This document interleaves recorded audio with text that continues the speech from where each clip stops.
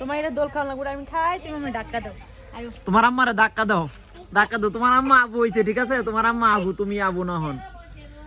এই আবু এই তুমি যে এটা দুলতাছো এই যে এই দুলনার মধ্যে যে দুলতাছো এটা হলো সিরে ফললে কি অবস্থা হবে জানো তুমি কি মনে করছো আমি এইটা দোল খাইতে পয়রা কম তোমার বাংতাম আদিমারে তুইলা দাও বাবা উঠো উঠো তো তুমি কি বাবু হইছো আমার দুলনায় উঠবা বলো আচ্ছা না হ্যাঁ তুমি বাবু চলেন এটা দুল খেলে তোমার কি অবস্থা হবে জানো তুমি এরকম একটা দোলনা বানাবার জন্য এই যে শহরে যারা থাকে দোলনা বানাবার জন্য কত কিছু করে হ্যাঁ মানে এইরকম একটা দোলনার পাওয়ার জন্য শহরের বাচ্চারা অনেক ছটফট করে তারা পার্কে যায় এরকম দোল খাইতে দোল খাইতে আর আমরা গ্রামে দেখেন গাছে এটাই হলো শৈশব বাড়ির সামনে হ্যাঁ মনে তুমি কয়দিন পরে আজকে গোসল করলা হ্যাঁ একটা সত্যি কথা কই ঠিক আছে সত্যি কথা কইবা একদম সত্যি কথা কইবা আজকে হলো মঙ্গলবার হ্যাঁ। শুক্রবারে গোসল করছিলাম তো কয়দিন শুক্রবারে গোসল করছো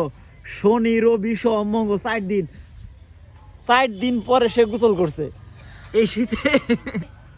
আর আমি কি জানি করবা না। যে পরিমাণ ঠান্ডা পড়ছে এখন কুয়াশায় কাটে নাই অথচ দুপুর বাজে 1টা আমি জানি না কার কেমন ঠান্ডা লাগে কিন্তু আমার প্রচুর ঠান্ডা লাগে আর এই অবস্থায় আমি শুনছি গরমও লাগে বেশি গরমের সময় ঠান্ডাও লাগে। ঠান্ডার সময় ঠান্ডাও লাগে বেশি যাক আমি আবার তোমার মতো খাইসটা না আমি গতকাল কি গোসল করেছি আজকে করতাম না যাই হোক, আমার একদিন কাছে- পরে গোসল করি তুমি 4 দিন পরে গোসল করে এই হলো ক্যামেরাটা ডিফারেন্স আমার দিকে দেন। আচ্ছা আমি শুনছি প্রেগনেন্সি অবস্থায় হ্যাঁ গরমের সময় প্রেগনেন্সি আপুর গরম লাগে বেশি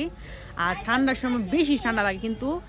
আমার বড় মেয়ে হওয়ার সময় তখন ছিল একটা গরম সময় প্রচুর গরম লাগছে আর এখন শীতের সময় পড়ছে তো এখনও শীত লাগতেছে বেশি ঠিক আছে কিন্তু কিন্তু আমি জানি না এটা কতটুকু সত্য সবার ক্ষেত্রে কি এরকম হয় আমার মতন সবাই কমেন্ট বক্সে জানাইবেন এইটা যারা প্রেগনেন্ট